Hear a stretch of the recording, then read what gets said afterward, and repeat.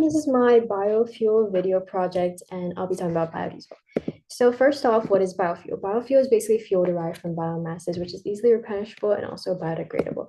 Some of the main biomasses are oily plants, animal fats, and then used cooking oil. And then this can be used for powering transportation and also like heating your home. So the main one we'll be talking about is biodiesel, which is a liquid biofuel. And then growth and cultivation, we use animal fats, plant oils, and also cooking oil. So basically, farmers will raise their animals and also plant plants. And then when processing happens, they'll butcher their animals for their fats and also they'll crush up the plants to extract the oil. And the cooking oil is just like recycled from like kitchens and stuff to the processing plant.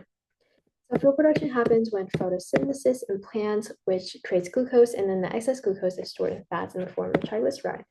And then it is bonded with ethanol and methane, which are alcohols, to break apart into glycerol, and then the three long ester chains. The ester chains are then used to make the biodiesel, and then the glycerol is for pharmaceutics and cosmetics. So nothing is wasted in the process. And then research, we currently have research on algae because the researchers are trying to use less space, which is what algae does compared to like plants and animals. And then they're trying to find like the algae with the higher lipid concentration, which are just like fats and oils that can be used for like more efficient like energy production, and then using the CRISPR for genetic engineering to make more high yield plants. However, it does cost a loss and it does have a higher like or a lower energy return on energy investment than fossil fuel does. So basically it requires more energy than it gives out compared to fossil fuel.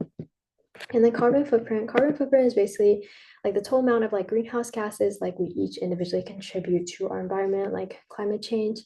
And the impact of biodiesel on this, it reduces the amount of emissions we create because instead of burning fossil fuels, we'll be using biodiesel, which overall reduces like 70% of our emissions. And then biodiesel also takes way less energy and is biodegradable. So overall, TED Ed puts this as if we all try to lower emissions, we can do a lot. For example, if New Yorkers were to like recycle their grease instead of throwing it away, it would power like several hundred flights. And then economic impact, the United States biodiesel industry supports up to 107,400 jobs. And it also contributes at least like 42.4 billion to the US economy, as well as driving down the traditional price of diesel by 4% and reducing the amount of health costs that you put in because you're using less fossil fuel, which means less air pollution. Public communication, I'll be mainly talking about the Clean Fuels Acts of America.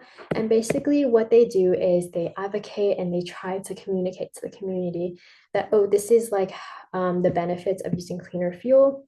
They also do political involvement where they work with policymakers to make new policies, such as the RFS and the biodiesel tax incentive. And what both of these do is they try to maximize the amount of biodiesel used while also limiting the amount of fossil fuel. And then events, they hold events where they bring like environmental science leaders together where they try to communicate to each other to learn more about their challenges, advancements, and they basically try to advance the industry more. And then they give grants to like students or researchers who are trying to make the industry better and trying to promote like something that they're passionate about, like sustainability. And then for analysis, I believe that currently the industry is in a good place and like they're on a good track to like reducing the amount of greenhouse gas emissions and they're doing like a lot of work. However, there are definitely a lot of steps that we could do to continue improving that, such as like more advocacy, like more rallying, like letting people know, like, oh yeah, they can also contribute, that it's not just like big industries who are doing the work. So one thing I would say, like plan by plan, is to have like advocacy to like more people, expanding to more people who might not know about this, making like recycling cooking oil like more available and just known so that people can actually do this if they would want to. And I also think that we should continue researching to be able to increase efficiency and stability in our energy use, like further on in the future. Okay, and then here are my sources, and then here's the sources in another format.